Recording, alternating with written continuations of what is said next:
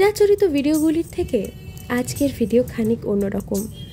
এতদিনে যে সমস্ত ভিডিও বানিয়েছি বা যত রকমের জায়গায় গিয়ে সেই জায়গা আপনাদের সামনে তুলে ধরার চেষ্টা করেছি, তার মধ্যে আমার কাছে সবথেকে প্রিয় জায়গা হলো এই জায়গাটি।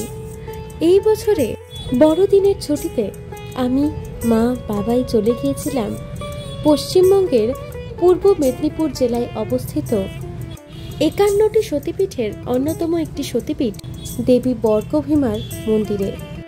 25শে ডিসেম্বর বড়দিনের ছুটিতে আমাদের যাত্রা শুরু হয়েছিল রামরাজাতলা স্টেশন থেকে।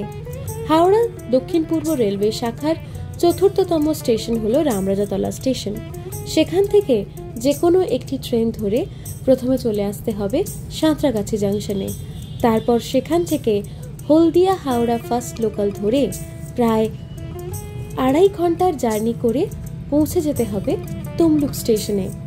সেখান থেকে একটি টোটো নিয়ে 20 টাকার বিনিময়ে আপনারা সকলেই পৌঁছে যেতে পারেন দেবী বর্গভীমার জাগ্রত এই মন্দিরে।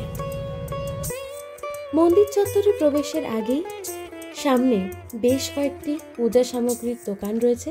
সেখান থেকে আপনারা ডালা সংগ্রহ করতে পারেন এবং তার সঙ্গে সঙ্গে জুতো রাখবার ব্যবস্থাও সেই সমস্ত দোকানে রয়েছে। মূল মন্দির চত্বরে পৌঁছতে এই বেশ কয়েকটি সিঁড়ি আপনাকে অতিক্রম করতে হবে। মন্দির চত্বর অত্যন্ত সুবিশাল ও দর্শনার্থীদের সুবিধার্থে দুখানি বিশ্রামাগার করা হয়েছে। এই স্থানের বেশ কয়েকটি জনমত রয়েছে। তমলুকের এই প্রাচীন জায়গাটি বিভাস নামে পরিচিত ছিল বলে মনে করা হয়। কখনো বা মতান্তরে দেবীর বাম পায়ের গোড়ালি পড়েছিল বলে এই জায়গার নাম বর্গভীমা নামে পরিচিত। এই স্থানে দেবী বর্গভীমা বা ভীমরূপা নামে অধিষ্ঠান করেন। এখন আমরা চলেছি মন্দির সংলগ্ন পূর্ণকুণ্ডের দিকে। মনে করা হয় এই পূর্ণকুণ্ডের জল মাথায় লাগলে কোনো মানুষের শরীরের সমস্ত কষ্ট এবং পাপ ধুয়ে চলে যায়। এক্ষেত্রে আপনাদের একটি কথা জানিয়ে রাখা ভালো, এই মন্দিরের জনপ্রিয়তা অনুযায়ী এই মন্দিরে প্রসাদ বিতরণের ব্যবস্থা রয়েছে। 110 টাকা দক্ষিণার বিনিময়ে আপনি এখানে বসেই মায়ের প্রসাদ খেয়ে যেতে পারবেন বা নিয়েও যেতে পারবেন।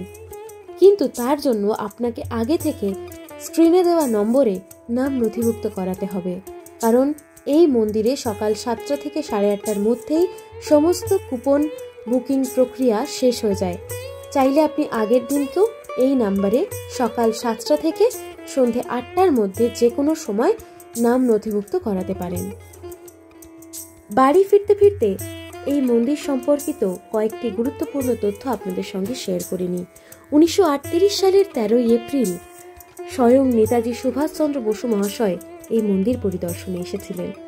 তার সঙ্গে সঙ্গে এই মন্দিরের অতি নিকটবর্তী স্থানে রয়েছে প্রভু চৈতন্য দেবের মন্দির, রাধাকৃষ্ণের মন্দির, ভূতনাথ মন্দির, চক্রেশ্বর মন্দির, শহীদ মাতঙ্গিনী দেবীর স্মারকস্থল প্রভৃতি। চাইলে আপনারা এগুলো ঘুরে দেখতে পারেন।